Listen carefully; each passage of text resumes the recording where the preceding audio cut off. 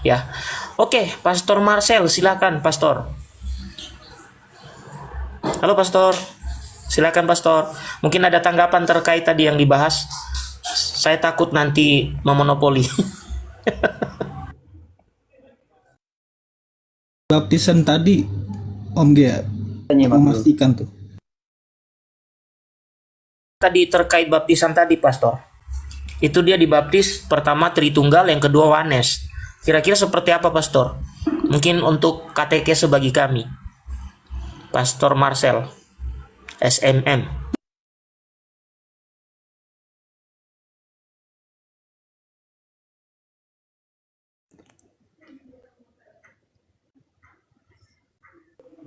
Jadi tadi saya nyimak sebentar, saya baru masuk.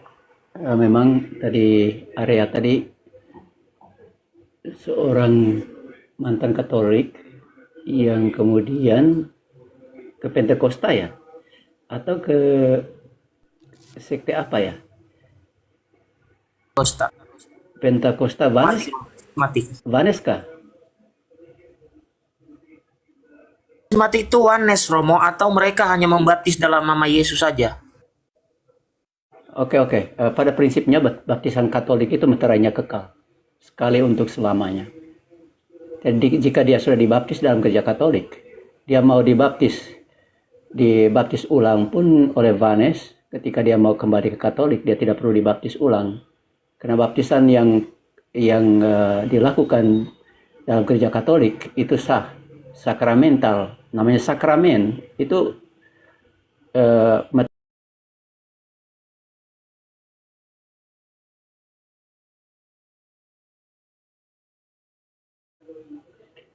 jadi dengan demikian dia hanya perlu belajar ulang tentang iman Katolik.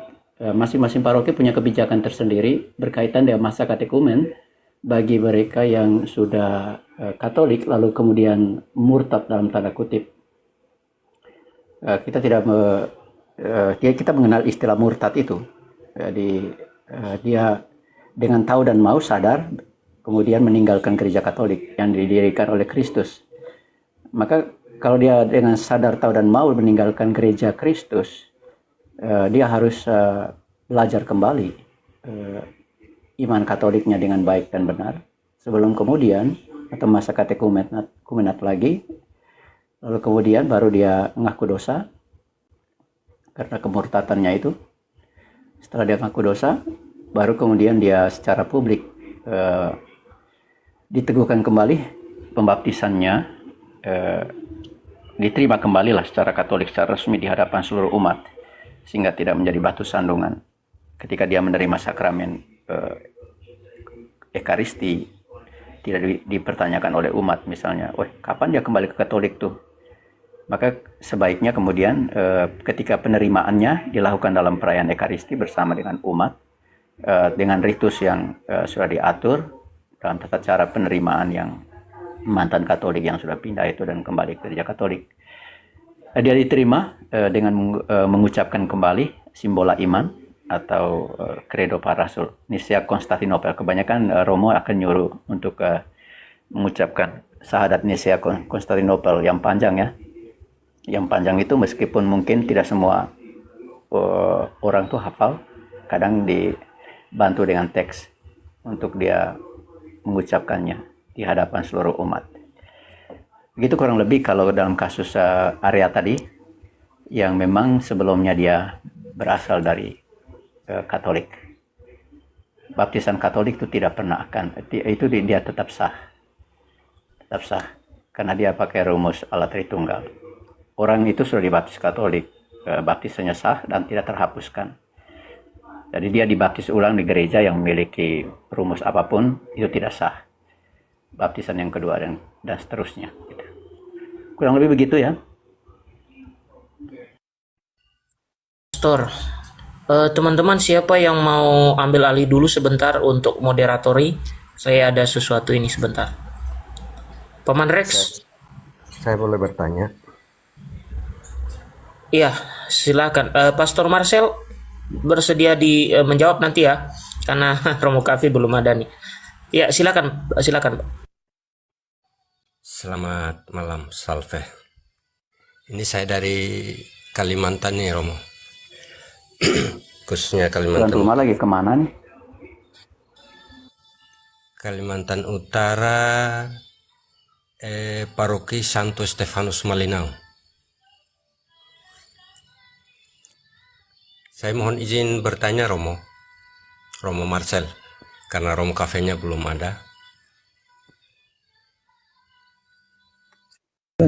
Ya, begini Romo, saya mau bertanya masalah pembaptisan. Saya aslinya seorang Katolik. Kemudian saya sebagai anggota TNI. Masalah pembaptisan dulu saya di Makassar, Romo. Kebetulan surat baptis saya waktu pendidikan itu hilang. Kalau orang Timur Leste itu mayoritas saya pasti Katolik. Saya asli Timur Leste. Jadi waktu itu saya mau urus nikah. Kemudian ada pastor. Dia suruh pastor itu katakan sama saya, bilang baptis ulang. Tapi saya menolak untuk dibaptis ulang. Karena saya sudah dibaptis secara Katolik. Tapi pastor itu bilang, ini baptis ini untuk melengkapi administrasi aja, Romo. Begitu. Kira-kira bagaimana itu, Romo? Itu aja pertanyaan. Oke, Marcel, engkau jawab dulu karena pastoral di Indonesia, oke? Oke. Oke, ini namanya?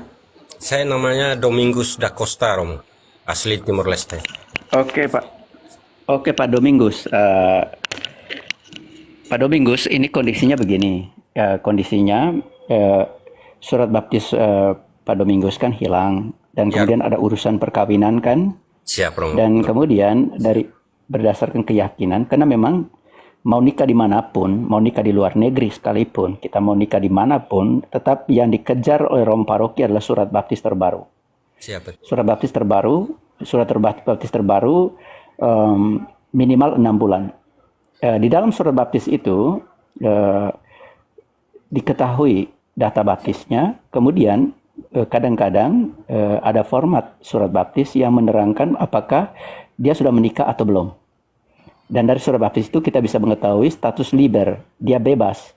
Dari bebas dalam arti tidak terikat dengan perkawinan yang lain, begitu. Kalaupun ada pasangannya pernah menikah, namun kemudian sudah meninggal, biasanya di surat baptis itu juga dicantumkan langsung dengan tanda tambah ya. Tanda tambah itu tanda salib ya, tanda salib di bagian belakang nama pasangan. Nah, berarti kita bisa tahu bahwa itu sudah meninggal, pasangannya meninggal, berarti cerai mati, diceraikan oleh Tuhan melalui kematian. Nah, itu kalau misalnya format baptisnya di paroki asal juga mengakomodir semua riwayat penerimaan sakramen-sakramen dalam gereja. Nah, jika format baptisnya tidak mencantumkan sakramen perkawinan, maka perlu bukan hanya surat baptis tetapi minta status liber, status keterangan dari pastor paroki yang menerangkan surat baptis bahwa dia belum pernah menikah secara Katolik, belum pernah menikah, dia bebas, dalam arti bebas. Nah, itu tujuan kenapa gereja Katolik dimanapun mau nikah dimanapun di seluruh dunia selalu meminta surat baptis terbaru dan status liber. Itu dua dokumen penting yang selalu diminta menjadi syarat dasar untuk kepastian perkawinan secara Katolik. Nah, bagaimana kondisinya ketika kemudian dalam pengakuan Pak Domingus atau mungkin pasangan yang lain bahwa surat baptis mereka sudah hilang, dan kemudian agak kesulitan untuk bisa berkomunikasi dengan tempat asal, di mana paroki asal, di mana catatan baptisnya dibukukan di sana. Nah, kalau ada kesulitan dalam komunikasi dan kemudian biasanya Romo minta dibawa sumpah, kadang Romo minta dibawa sumpah kepada yang bersangkutan apakah benar sungguh telah dibaptis dan juga belum pernah menikah sebelumnya. Nah, ketika Romo mendapatkan keyakinan bahwa dia memang pernah dibaptis, tetapi oleh karena aneka kesulitan itu, maka dia tidak bisa meminta salinan surat baptis terbaru dari paroki asal, dan juga Romo mendapat keyakinan dari sumpah itu bahwa yang bersangkutan memang belum pernah menikah sebelumnya, maka kemudian Romo meminta supaya baptis bersyarat. Tahu baptis bersyarat? Siap. Baptis bersyarat ya itu tadi yang dijelaskan oleh mungkin yang diminta oleh Romo tadi adalah baptis bersyarat. Itu baptis bersyarat artinya karena dalam keraguan-raguan tanpa ada surat yang menyatakan bahwa Bapak telah dibaptis di paroki asal di Timor Leste sana, maka kemudian Romo akan membaptis dengan rumusnya begini. Bapak Domingus da Costa, aku membaptis engkau dengan syarat. Domingus da Costa, aku membaptis engkau dengan syarat dalam nama Bapa, Putra dan Roh Kudus. Itu ditambahkan dengan kata dengan syarat. Maka baptisan kedua tetap dicatat di paroki di mana Bapak menikah. Lalu kemudian jika di kemudian hari bahwa dibuktikan bahwa memang Bapak sudah dibaptis di paroki asal, maka baptisan yang kedua, baptisan bersyarat ini gugur. Yang sah adalah baptisan yang pertama. Nah, itu mekanisme ya, mekanisme pastoral, karena kesulitannya komunikasi. Tapi untuk saat ini yang begitu agak sulit, alasan begitu modus ya. Karena saya pernah mengalami situasi di paroki, saya tidak mau menyebut dari mana.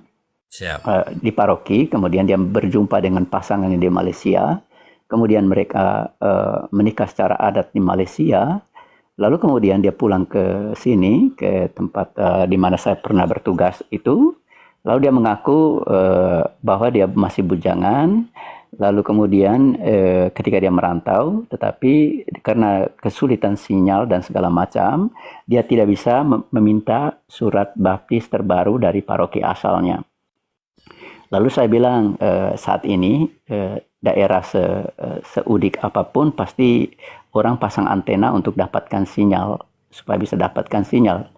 Maka saya bilang, saya tanya ke Bapak itu, saya bilang, Bapak paroki asalnya mana, keuskupan apa? Akhirnya saya bantu untuk kontak keuskupan dan saya minta nomor pastor parokinya. Lalu kemudian ketika saya minta nomor pastor parokinya dan bisa dapat nomor pastor parokinya, lalu saya menghubungi pastor parokinya dan apa yang terjadi, ternyata bahwa Bapak ini sudah pernah menikah secara Katolik di paroki asalnya sebelum dia merantau dan meninggalkan dan meninggalkan seorang istri yang masih hidup dengan 2 orang anak. Jadi di tahun 96 Bapak ini kemudian diisukan ke kampung bahwa beliau meninggal ditimpa kayu di tempat kerjanya di Malaysia.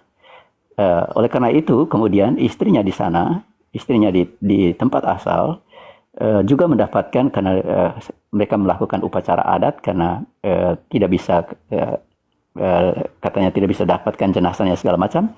Kemudian secara adat mereka menguburkan batang pisang di kampung halaman. Nah, kemudian saya minta ke pastor parokinya untuk buatkan surat baptis, bukan hanya surat baptis, pastor paroki juga buatkan surat nikahnya dengan istrinya itu. Lalu kemudian difoto, waktu itu masih MMS.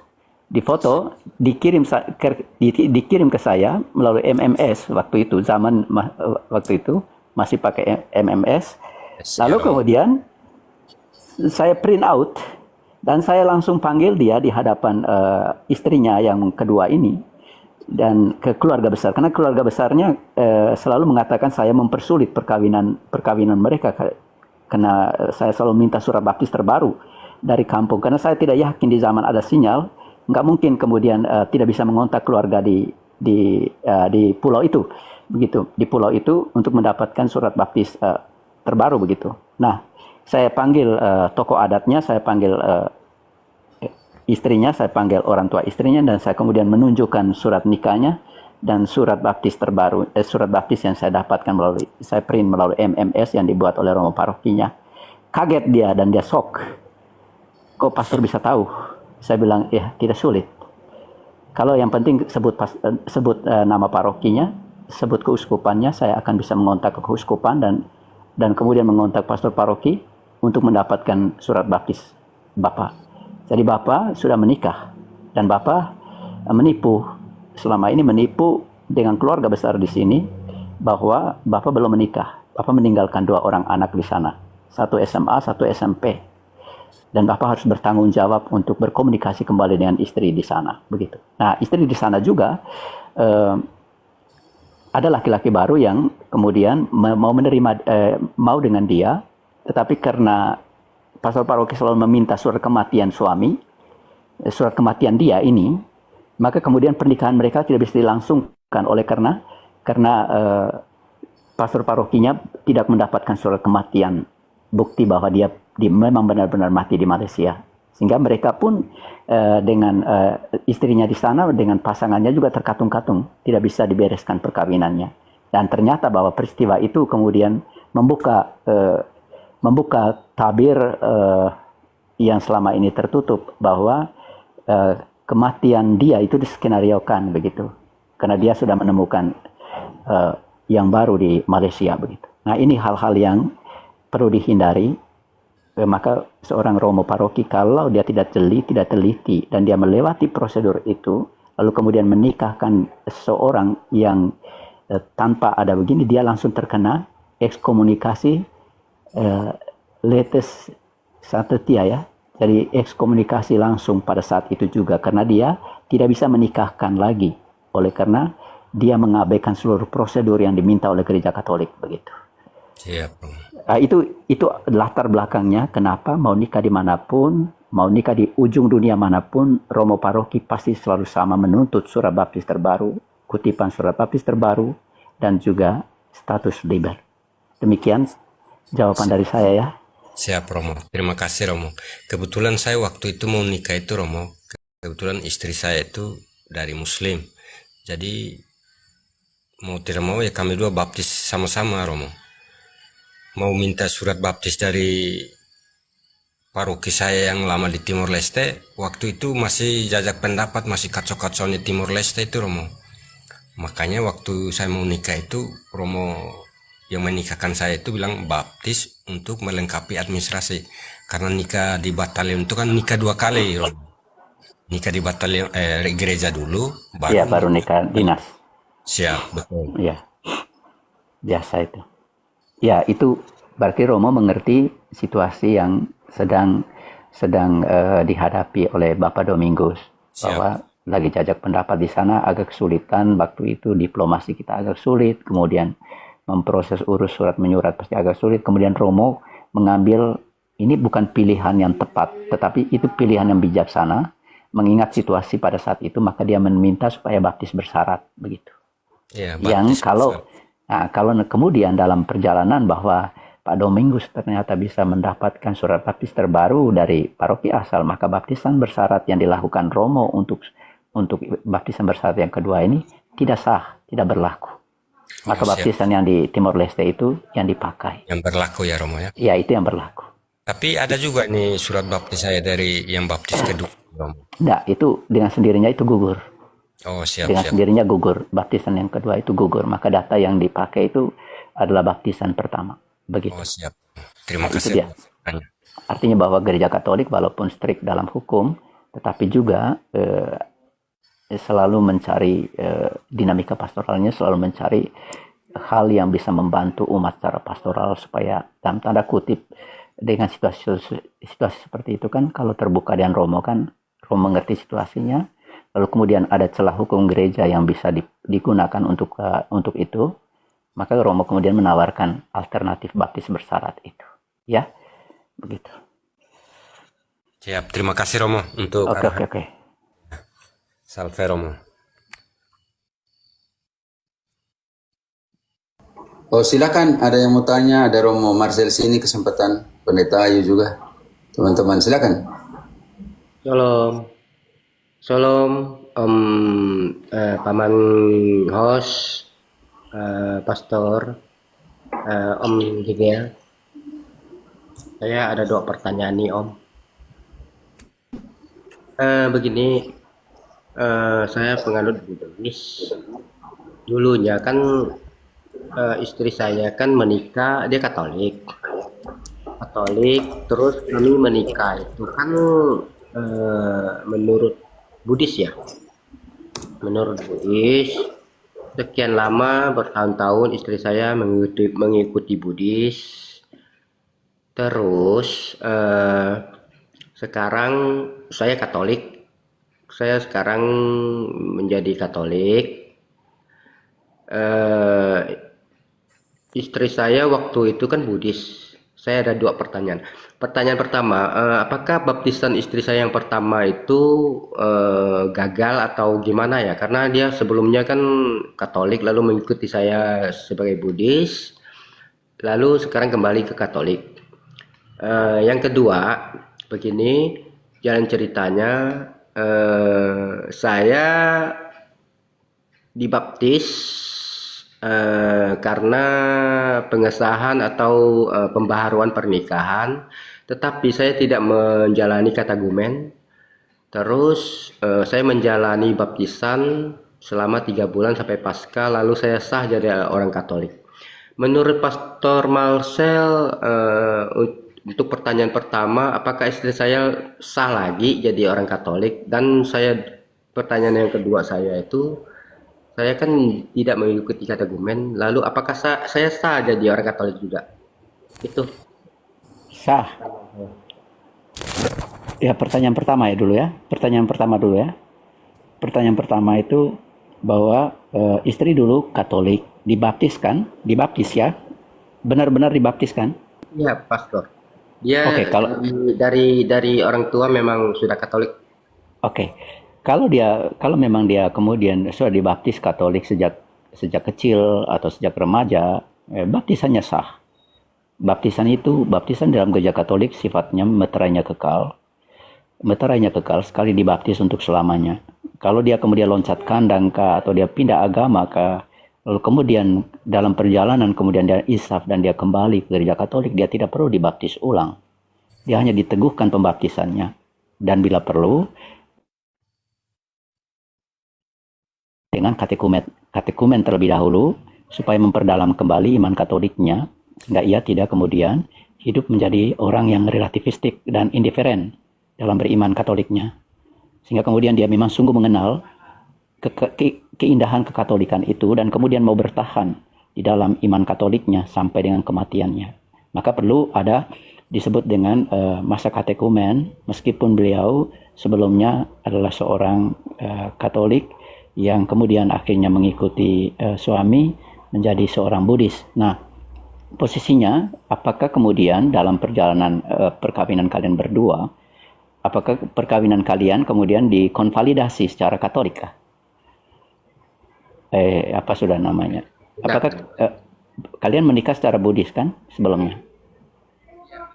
Oke, menikah secara Buddhis. Apakah Romo kemudian meneguhkan kembali perkawinan kalian secara Katolik?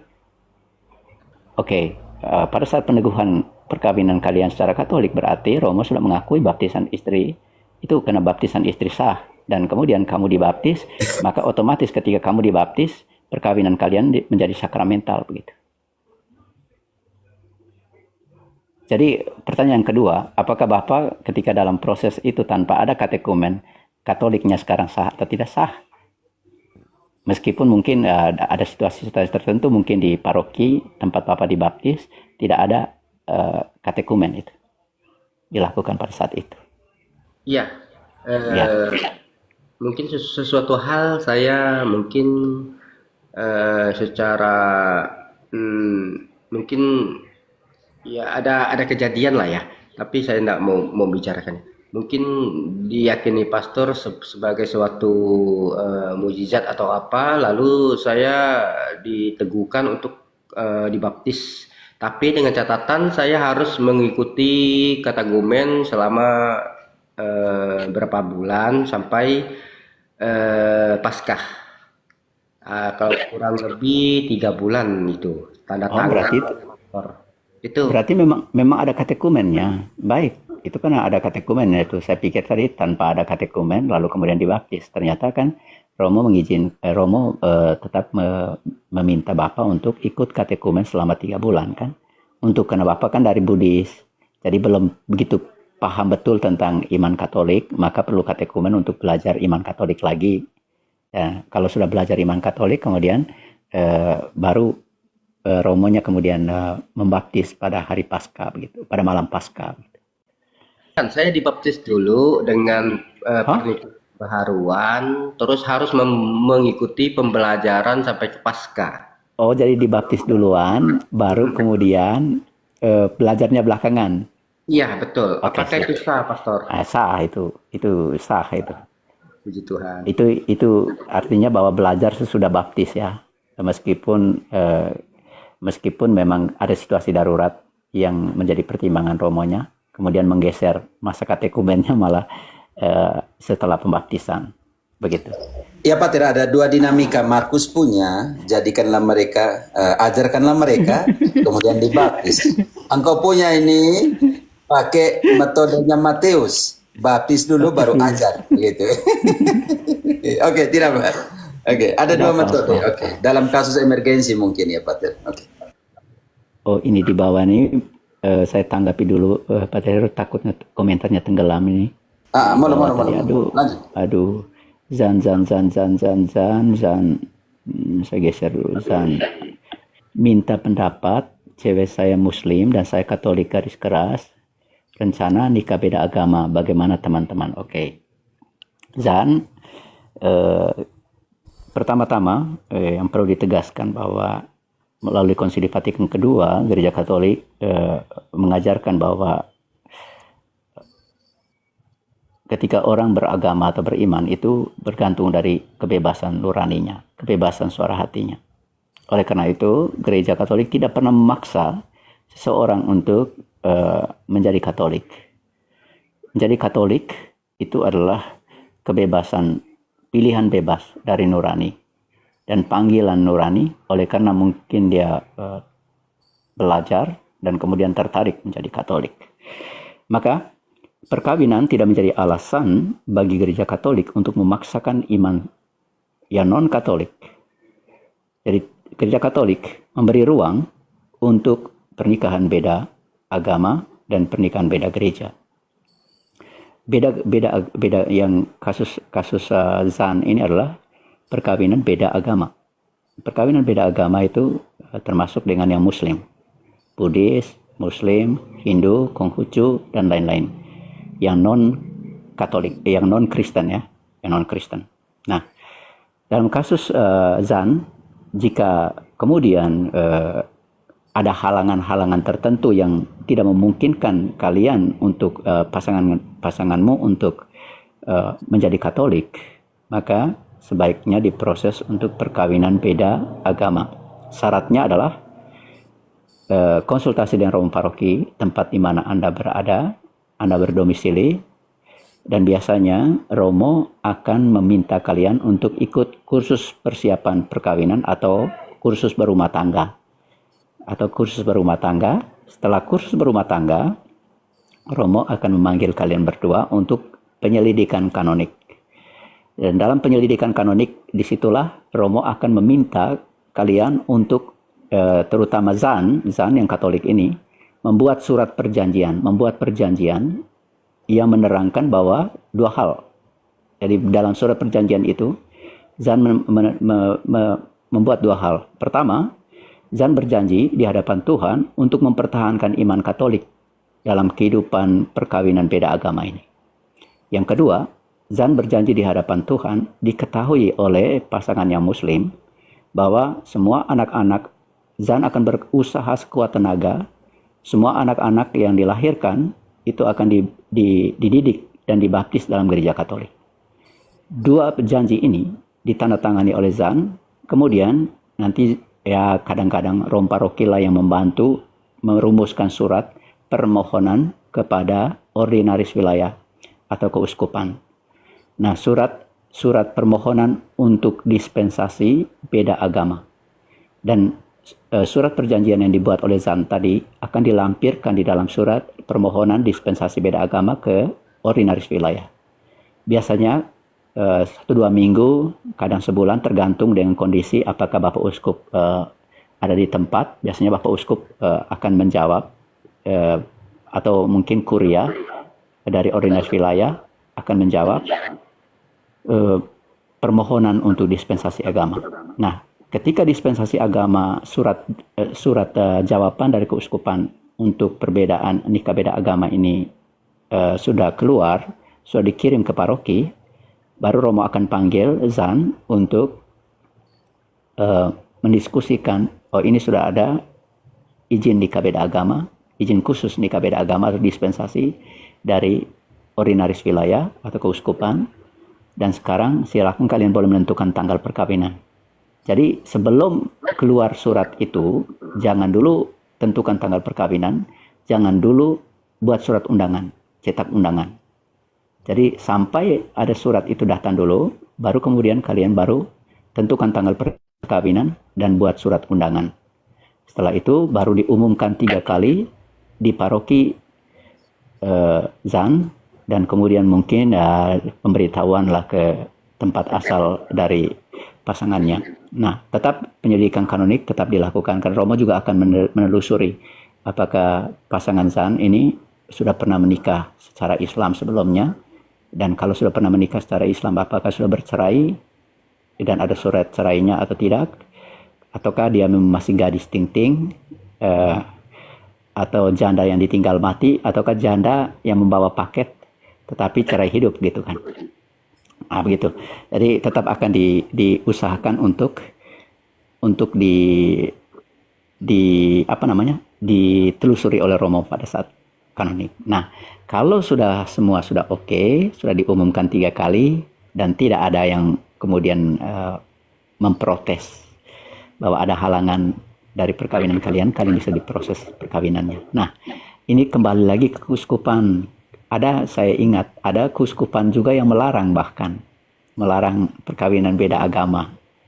Ya, saya tidak tahu ada pertimbangan apa, ada keuskupan yang malah agak sulit untuk mengeluarkan surat itu. Mungkin mereka ada pertimbangan khusus. Saya tidak tahu Zan ini dari keuskupan mana, apakah mereka mempunyai polose yang khusus, tapi dari hukum gereja memang dimungkinkan untuk itu Zan. Ya, yang penting setelah menikahnya Zan, kau tunjukkan kau seorang Katolik yang baik dan benar, supaya pasanganmu tertarik untuk menjadi orang Katolik, sehingga kesaksian hidupmu, kesaksian iman Katolikmu kemudian menuntun dia untuk pelan-pelan mau belajar iman Katolik dan kemudian mau dibaptis.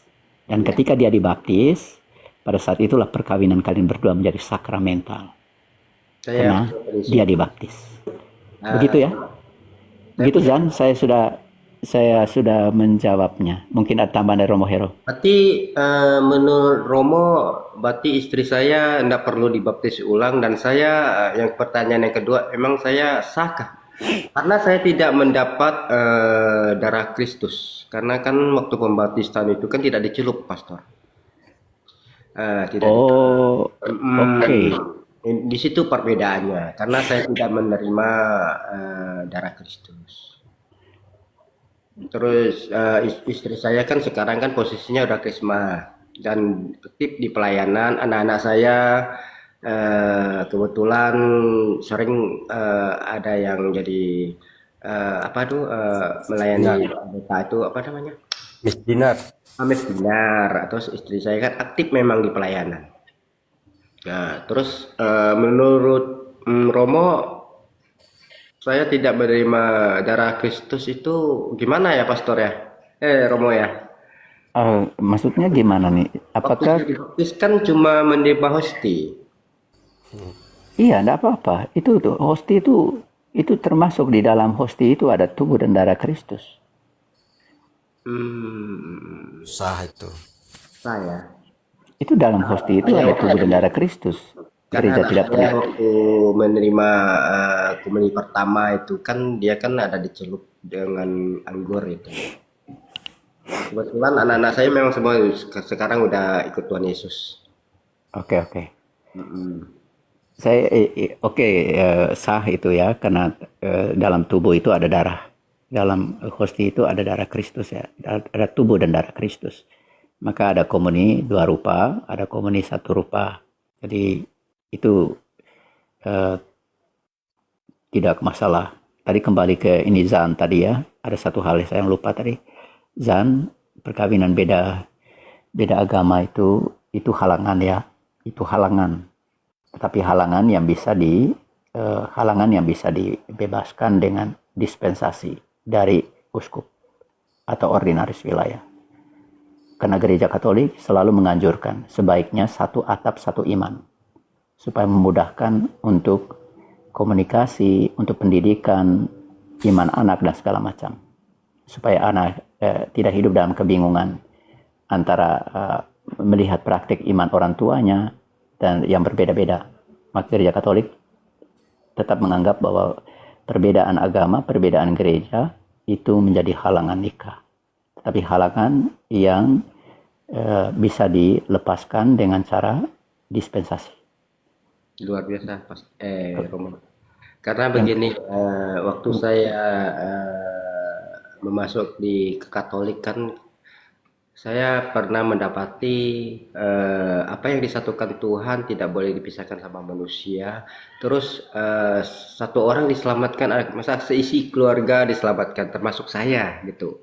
Dan luar biasanya memang dulu saya kan Buddhis. Boleh dibilang saya ini preman atau preman yang gimana. Tapi ya syukurlah saya dapat mungkin dari pastornya keleluasaan dibaptis. Saya kan bilang sama pastor saya mau dibaptis. Di Katolik nggak bisa katanya. Tapi saya mau dibaptis, saya bilang. Karena gini-gini saya ceritakan kronologi kejadian mukjizatnya. Lalu pastor bilang ini memang boleh dibaptis. Nah, tapi pas kebetulan memang ada pembaharuan pernikahan. Lalu saya siap dibaptis. Itu memang luar biasa juga nih perjalanan saya. Itu pastor. Ini mungkin Romo Hero mau nambahkan tadi yang ada satu yang tadi si Zan tadi soal nikah beda agama tadi.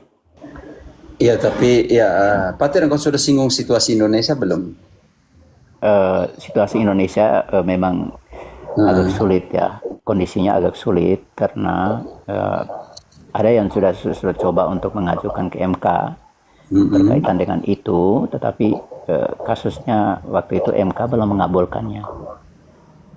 Karena MK kan mau diuji undang-undang itu, bahwa dalam hukum gereja itu memang mengizinkan untuk itu, tetapi dalam undang-undang kita tidak mengakomodir itu. Oleh karena itu memang agak berat posisi untuk melakukan pernikahan beda agama begitu. Tetapi banyak pasangan yang di Indonesia nih yang melakukan pernikahan beda agama dan pernikahan mereka fine-fine saja. Mayong Laksono dengan Nur Arifin itu rukun sampai sekarang. Saya mau cerita sedikit, Robo. Kebetulan ya. Di rumah saya itu kan kebetulan suaminya kan Islam, istrinya kan Katolik. Sering kami mengadakan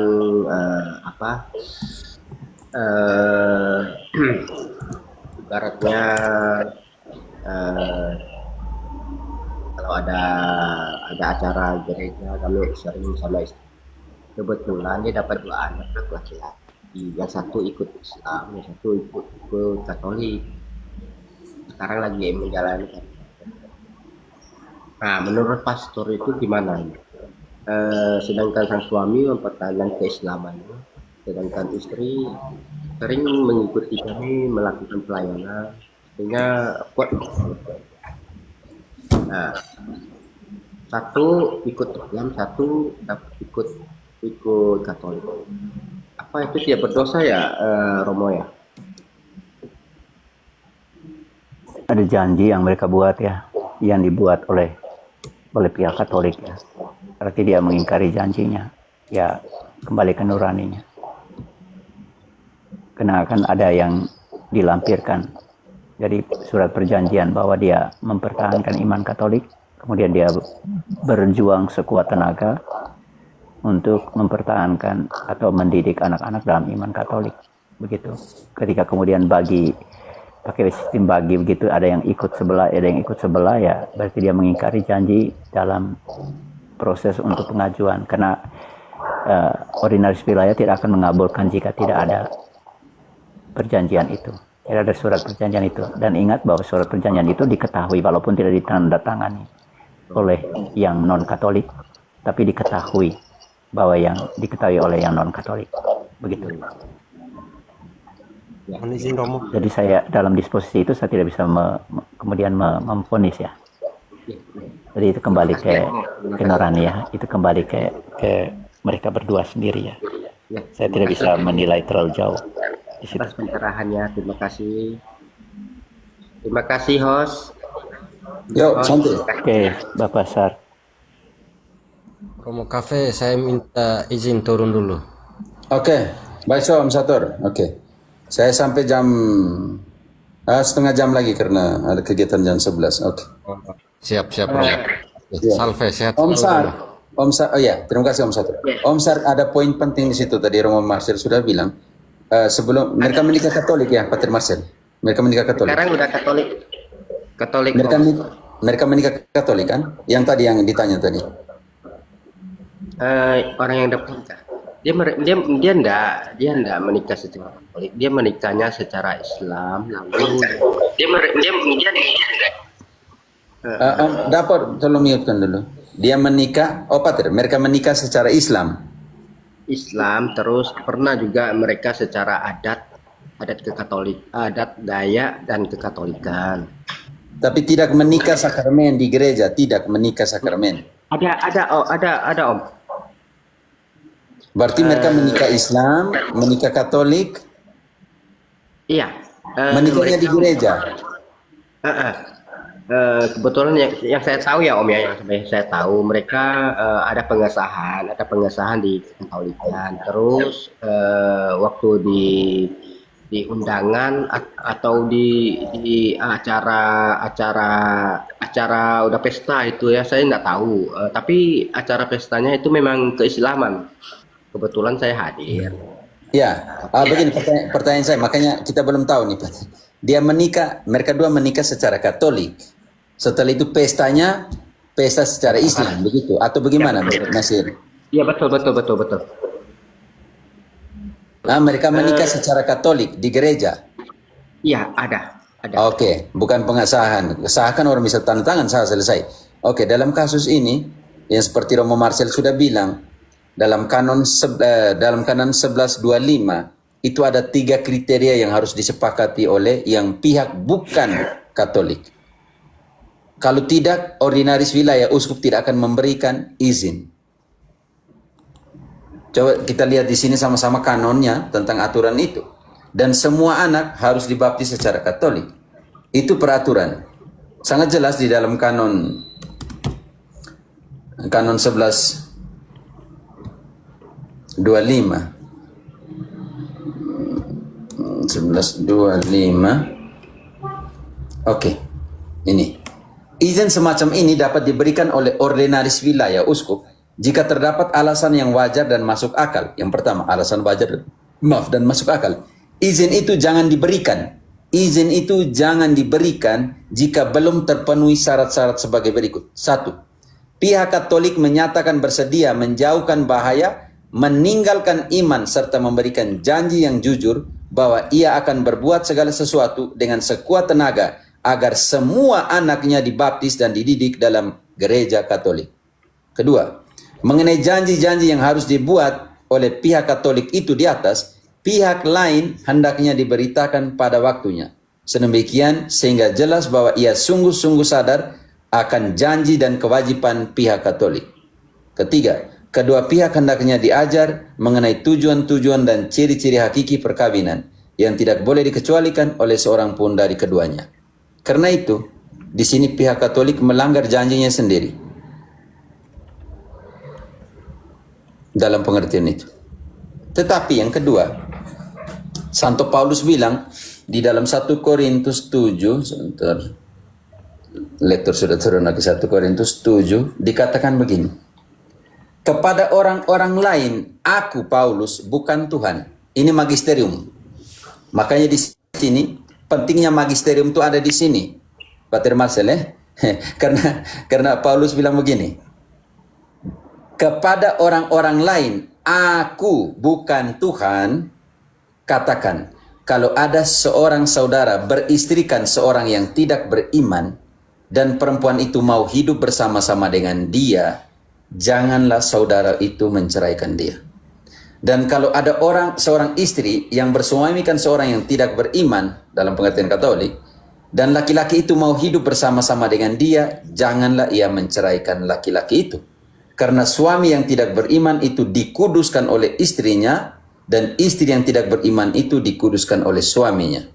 Andai kata tidak demikian, makanya poin pertama dari 1125 kanon tadi, andai kata tidak demikian, niscaya anak-anakmu adalah anak cemar. Tetapi sekarang mereka adalah anak-anak kudus.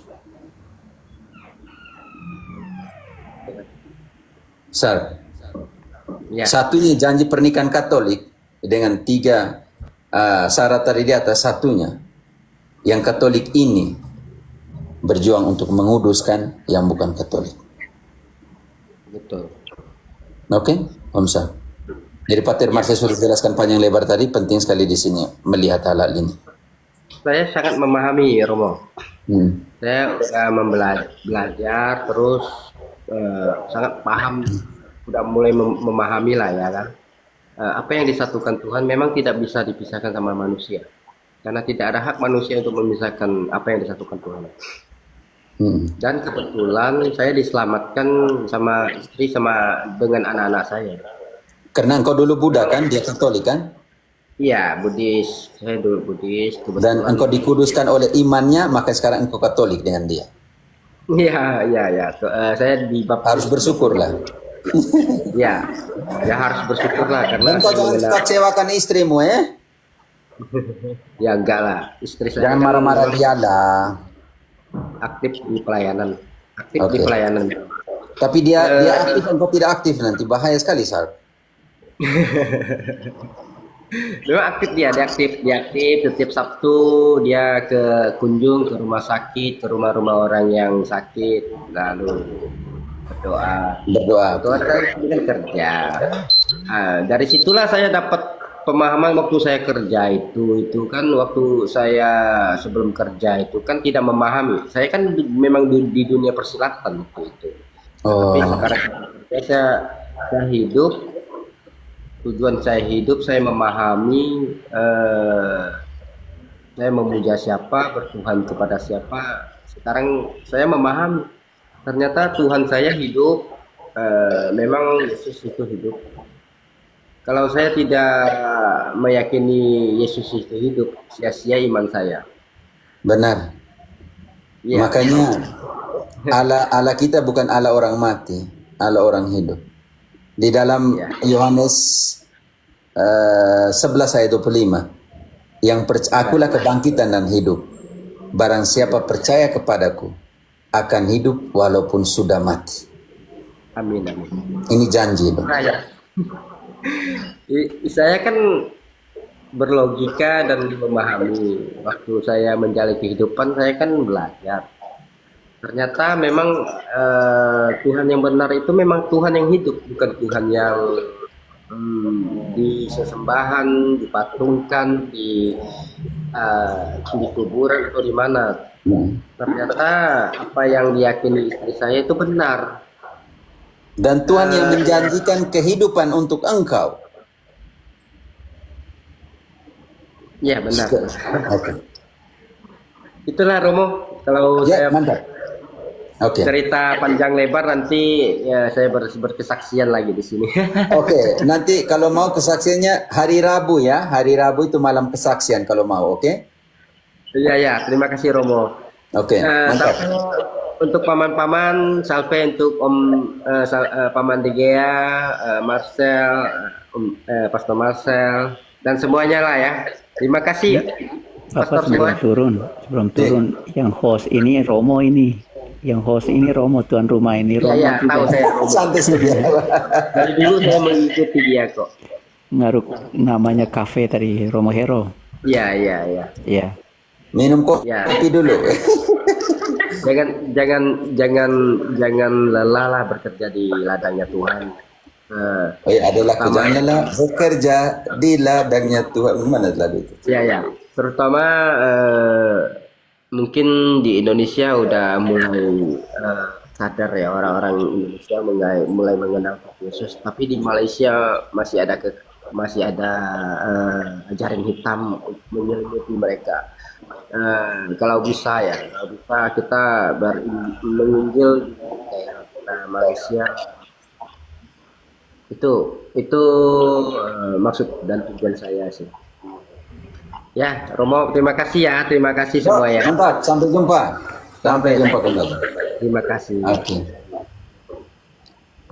Oke, 20 menit, 15 menit. Lepanto, Haro Lepanto. Dudu sama Lepanto. Dopats. Yo, Lepanto. Bye-bye, ko. Malam Romo. Malam Pater. Baik Romo. Yo. Ya, Tapaleo, Romo Hero. Tahun 2008 kita PPN lagi, kok. Ah, ini Tapaleo ini siapa ini? Ini Romo pasti ini, Ah, sudah 2 kali cukup kok. Romo tuh. Pater, selamat malam. Iya, macamnya Romo, karena kalau Tapaleo ini pasti Romo, Pater nih, pernah. Berarti kami sama-sama di PPLN ini, panitia penyelenggara pemilu luar negeri ini pasti dia di mana nih? Ini pasti di. Beliau kan istilah Manggarai itu. Pasti dia di Pater, Vietnam. selamat malam. Oh iya, Dopan, maaf. Malam Pater, Pater Marcel juga selamat malam semuanya. Malam. Bisakah saya bertanya, karena saya dengar tadi Romo hanya punya waktu sedikit aja, tapi pertanyaan Ya, ini silakan, pasti panjang silakan. lebar nanti ini. Silakan. Oke. Boleh nggak Pater bahas tentang inkulturasi gitu? Karena saya dari Manggarai berlatar belakang adat yang sangat kental. Yang pakar di sini nih ada nih pakar inkulturasi nih. Amkai, engkau jelaskan dulu. Pakai engkau pengalaman langsung dengan Mama Tuan di rumah. Atau saya Maksudnya sisip sedikit ayat dulu baru engkau. Tidak, beliau nih kasusnya apa dulu? Oh ya, engkau ceritakan dulu situasimu dulu, depan. Nah, begini Pater, saya dari Manggarai Timur, Flores. Di sana itu masih melakukan adat yang semacam begini ceritanya, Pastor.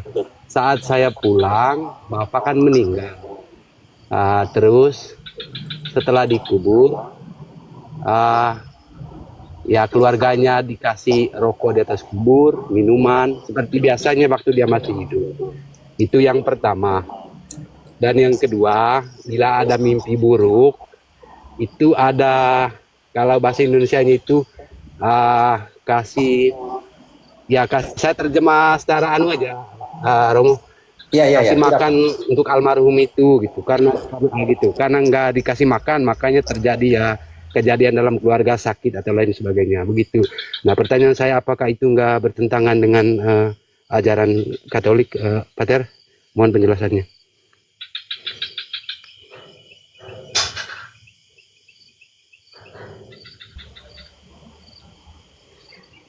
Oke.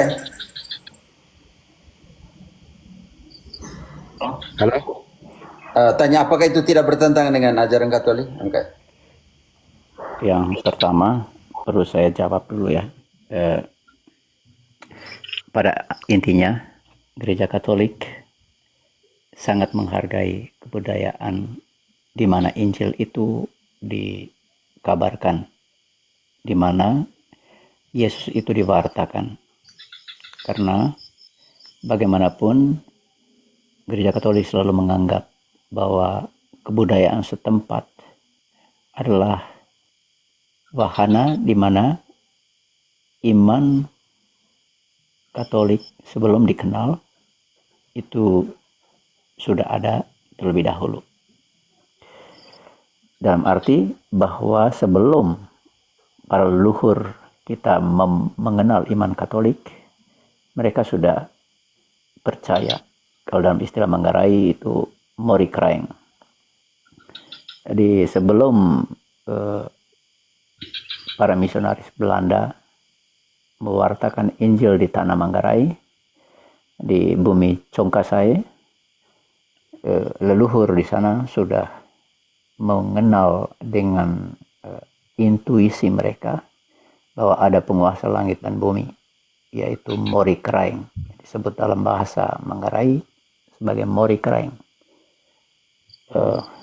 Lalu kemudian dalam sejarah misi, ketika para misionaris datang, para misionaris tidak langsung menganggap bahwa semua warisan kebudayaan di tanah Flores atau Timor atau Nias atau Dayak atau Papua sebagai penyembahan berhala, sehingga harus dibumi hanguskan, harus digantikan dengan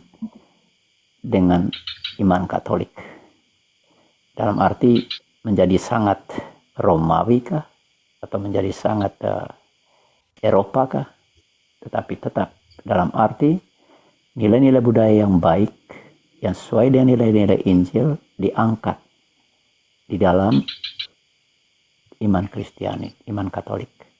Tetapi nilai-nilai budaya yang bertentangan dengan iman Katolik, yang bertentangan dengan Injil Kristus, diinjili supaya sesuai dengan apa yang dikehendaki oleh Kristus, begitu.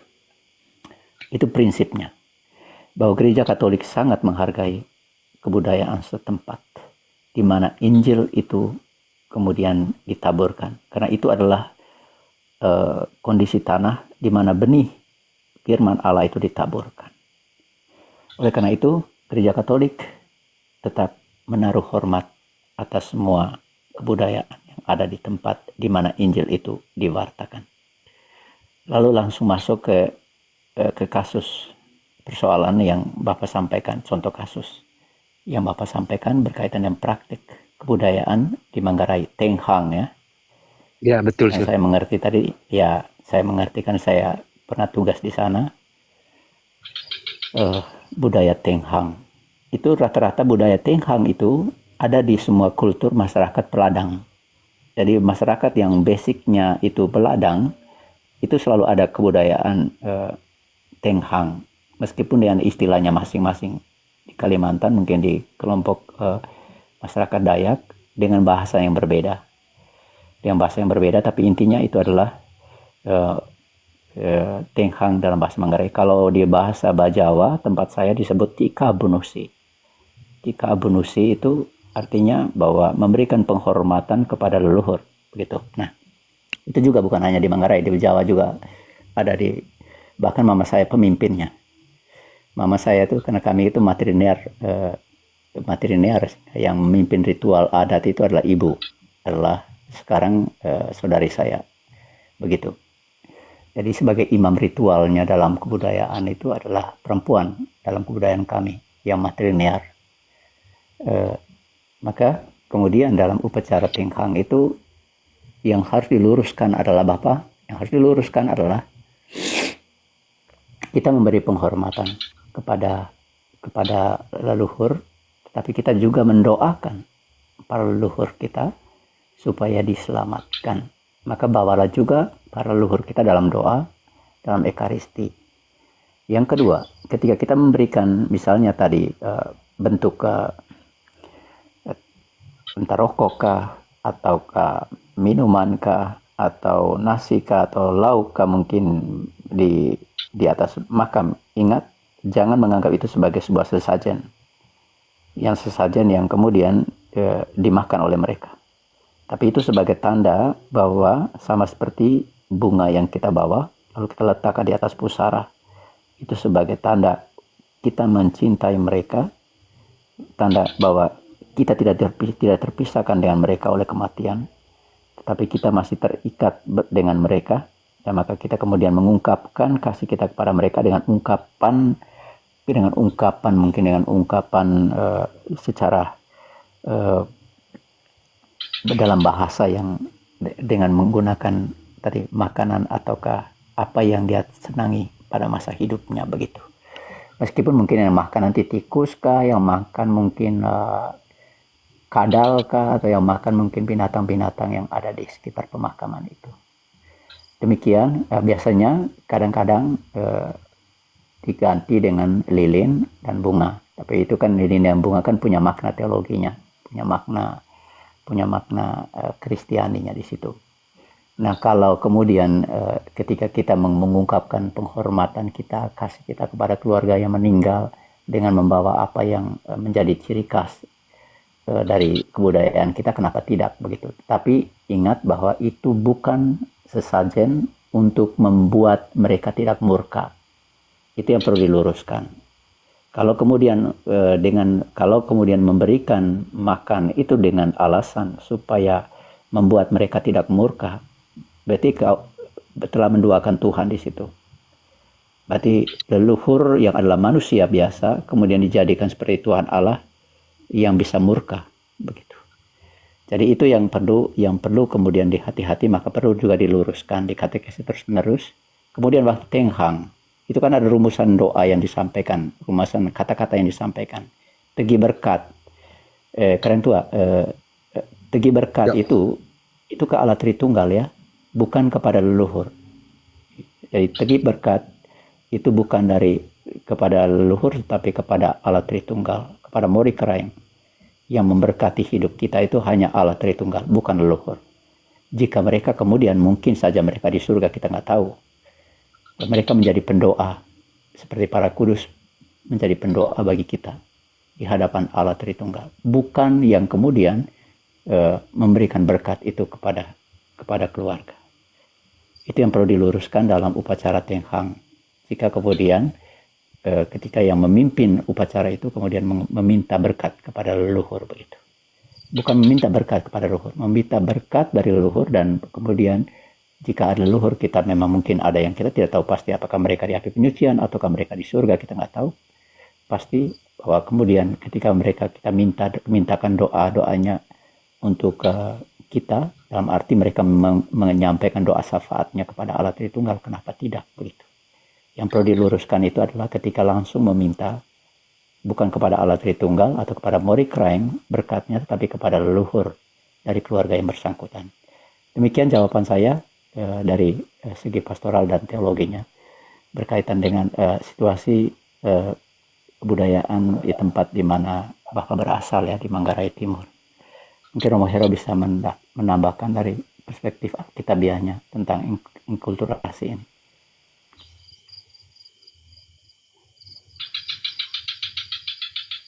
Oh ya, prinsip inkulturasi adalah prinsip di mana membawa orang masuk melalui pintunya kultur dan mengeluarkannya melalui pintunya Kristus. Itu harus dipahami dalam konteks seperti itu. Contoh apa? Contoh sangat jelas ketika di dalam Degi, engkau masih di sini kan, Degi ya?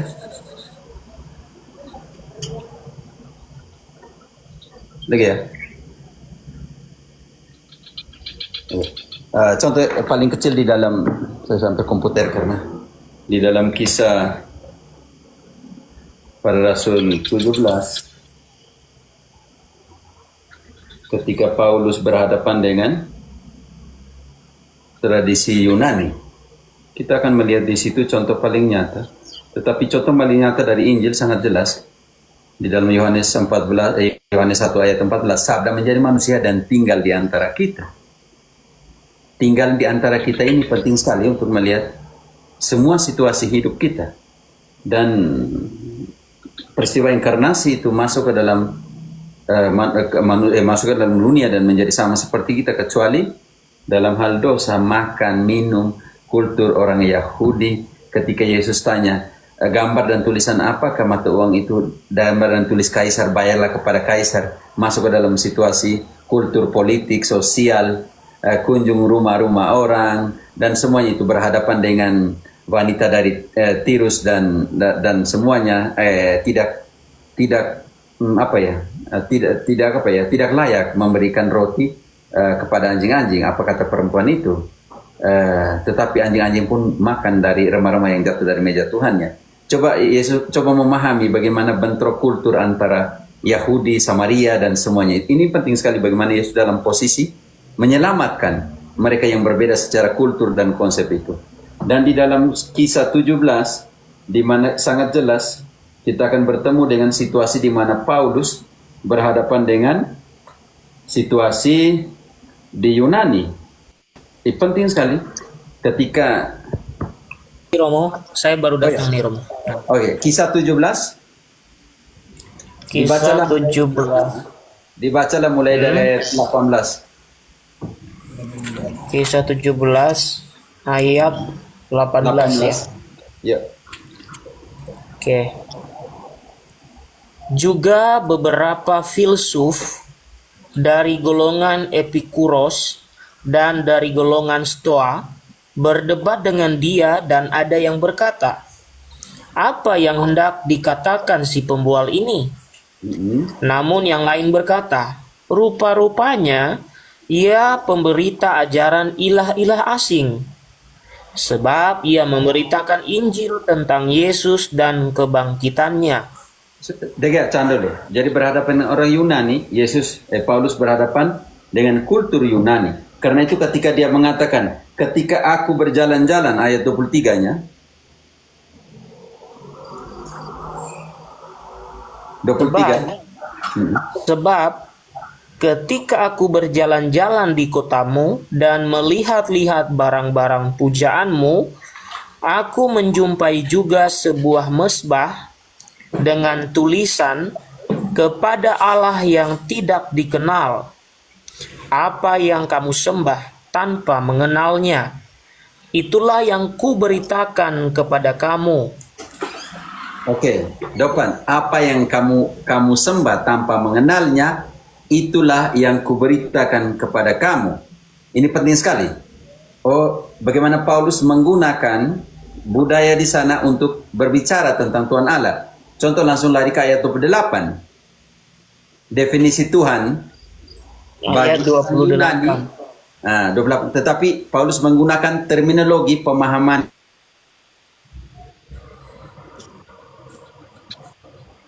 Sebab di dalam Dia kita hidup, kita bergerak, kita ada, seperti yang telah juga dikatakan oleh pujangga-pujanggamu. Voy a terminar la charla, ¿sí? Solo un momento. Oke, jadi seperti yang dijelaskan oleh pujanggamu. Jadi dalam terminologi seperti ini, apa yang terjadi, saudara dan saudariku yang terkasih?